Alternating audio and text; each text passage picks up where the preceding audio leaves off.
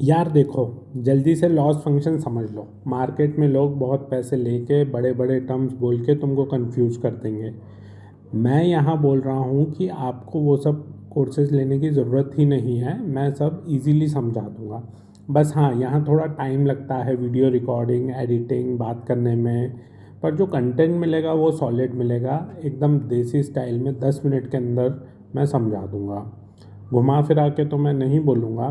तो आपका मॉडल कितना बड़ा बेवकूफ़ है, इसे ही कहते हैं लॉस फंक्शन। अगर आप मनी लूज़ कर रहे हो तो मॉडल नालायक है, और अगर आप मनी लूज़ नहीं कर रहे तो मॉडल समझदार है। हमारा काम ये है कि उसकी नालायकी को ज़ीरो की तरफ लेके जाना। अब आप बोलोगे हर मॉडल के लिए अलग अलग लॉस फंक्शन क्यों होते हैं? सब मॉडल में एक ही लॉस फंक्शन लगा दो। तो यार सिंपल सी बात है। अब मिल्क को हम किलोमीटर में तो नहीं नापेंगे, और लीटर में रोड को नहीं नापेंगे। वही सीन है, यही प्रॉब्लम है इधर। तो जो लीनियर रिग्रेशन है वो सैलरी प्रिडिक्ट करता है। अब उसने प्रिडिक्ट की सैलरी 40 के, बट एक्चुअल सैलरी थी 50 के। तो फ़र्क कितना आया? 10 के का। अब ये डायरेक्ट डायरेक्ट हमारा जोड़ घटाव हो गया। तो अब यहाँ से लॉस फंक्शन बनना शुरू होते हैं। पहला आता है मीन एब्सोल्यूट एरर। ये सीधा साधा बंदा है, ये बोलता है कि एब्सोल्यूट एरर है 10 का है तो 10 दिखा दूंगा। मतलब 40 है, अगर 50 के सैलरी है, 40 प्रिडिक्ट किया तो भी 10 का लॉस, 60 प्रिडिक्ट किया तो भी 10 का लॉस। वो एब्सोल्यूट कर देता है, प्लस माइनस को हटा देता है। मीन स्क्वायर्ड एरर थोड़ा स्ट्रिक्ट है। वो कहता है कि यार आपने अगर 50 को 40 कर दिया तो आपको उस सज़ा के लिए 10 डंडे नहीं 100 डंडे पड़ेंगे।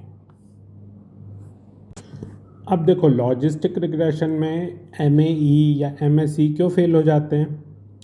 अच्छा अब सुनो, जब हम आते हैं लॉजिस्टिक रिग्रेशन पे तो हम कैटेगरी प्रिडिक्ट कर रहे हैं, स्पैम है या नहीं है, यस या नो। अब यहाँ तुमने MSE लगा दिया तो लोचा हो जाएगा। यहाँ मैथ से ज़्यादा ग्राफिक्स का खेल है। लॉजिस्टिक का ग्राफ स्ट्रेट लाइन नहीं होता, एस कर्व होता है। अगर यहाँ MSE लगाया तो लॉस का ग्राफ टेढ़ा मेढ़ा पहाड़ बन जाएगा। तुम्हारा मॉडल बीच रास्ते में किसी गड्ढे में अटक जाएगा और कभी सही आंसर दे नहीं पाएगा।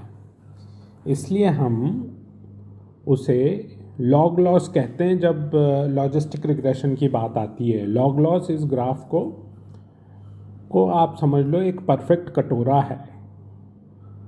अब हम बॉल कहीं पे भी फेंकें वो घूम फिर के सीधा नीचे ही आएगा। बस इतना समझ लो।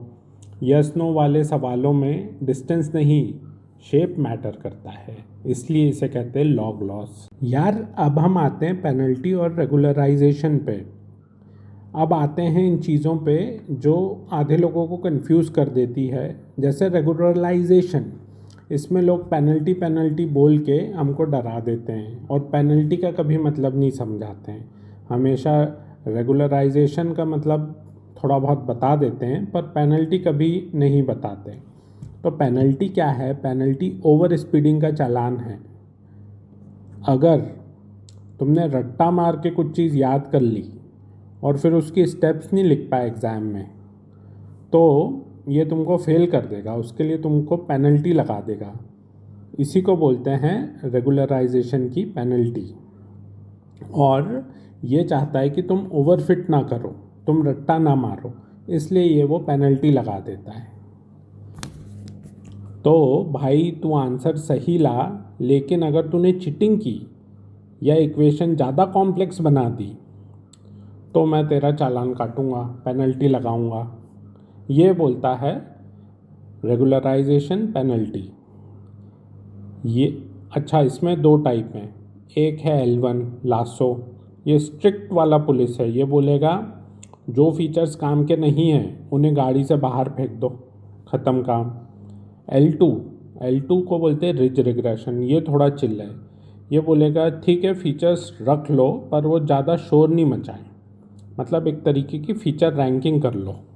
तो अब क्या कहीं पे ये पेनल्टी वर्ड सुन के मत डरना, ये बस मॉडल को रट्टा मारने से रोक रहा है। बाकी देखो, मैं कोड में डिस्क्रिप्शन में सब डाल दूंगा, आप पहले ये कंसेप्ट समझ लो। अब धीरे धीरे ये कोड चलेगा स्क्रीन पे, और कोड पे जो आता जाएगा मैं आपको एक्सप्लेन करता जाऊंगा। अगर मेरा ये देसी तरीका पसंद आया है तो वीडियो को लाइक और सब्सक्राइब करो, और ये कोड देखो आगे कैसे चलता है। चलो अब कोड देखते हैं। स्क्रीन पे ध्यान दो। पहले नंपाई इंपोर्ट किया, एसकेलन से मैट्रिक्स लिए जैसे कि mean absolute error, mean squared error और लॉग लॉस। रेगुलराइजेशन के लिए लासो और रिज भी ले लिया। अब देखो वाई ट्रू में 50, 60, 70, 80 है, और 500 मान लो ये हमारा आउटलायर है जो कि सीईओ की सैलरी है फॉर एग्जांपल। वाई प्रेड में 52, 78, 71, 82 और 52 है। अब MAE पे चलते हैं, मीन एब्सोल्यूट एरर, और हमारा आउटपुट देखो 90.4, जो कि एक चिल मैनेजेबल नंबर लग रहा है। अब MAC पे आते हैं और देखिए एकदम से ये आ गया 40,000 के आसपास। ये एक नंबर ने पूरा रिजल्ट बिगाड़ दिया। यही है वो स्ट्रिक्ट टीचर जो आउटलायर पे ओवर रिएक्ट कर रहा है। तो हमें मीन स्क्वायर एरर तब यूज़ करना है जब हम अपने डेटा में आउटलायर कम से कम चाहते हैं।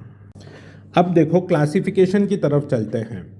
Y true class equal to 1, मतलब ये एक्चुअली स्पैम है, पर वाई प्रेड प्रोबेबिलिटी इज़ 0.1, मतलब मॉडल बोल रहा है सिर्फ 10% चांसेस हैं स्पैम के।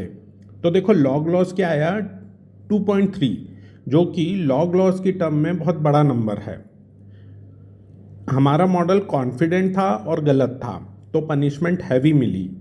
Confident wrong equal to heavy punishment. अब चलते हैं रेगुलराइजेशन की तरफ। इसमें हमने पहले लगाया रिज रिग्रेशन। इसमें अल्फ़ा को रखा 10, तो देखो कोएफिशिएंट आया 0.9, मतलब जो फीचर था वो बस श्रिंक हुआ। और अब हमने लगाया लासो में हमारा जो अल्फ़ा था वो भी रखा 10, इसमें कोएफिशिएंट आ गया 0, मतलब इसने फीचर ही निकाल दिया, और रिज ने फीचर छोटा किया था। तो जब भी हम रिच कोएफिशिएंट यूज़ कर रहे हैं, हम एक तरीके से फीचर रैंकिंग कर रहे हैं, और लासो जब यूज़ करते हैं तो हम फीचर सिलेक्शन करते हैं।